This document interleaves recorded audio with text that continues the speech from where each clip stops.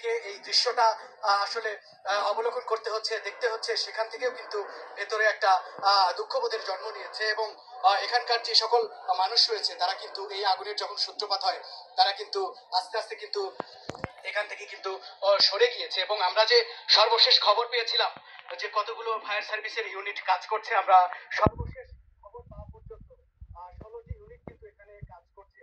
এবং প্রথম যখন খবর পায় তখন কিন্তু 7টা ইউনিট, এবং তারপরে কিন্তু আরো কয়েকটা ইউনিট কিন্তু একেবারে প্রথম ধাপে 11টা ইউনিট কিন্তু পাঠানোর কথা ছিল, সেগুলো এসেছে। এবং তারপরে কিন্তু ফায়ার সার্ভিস এবং সিভিল ডিফেন্সের এই চেষ্টা, তারা কিন্তু আপ্রাণ চেষ্টা করে যাচ্ছেন।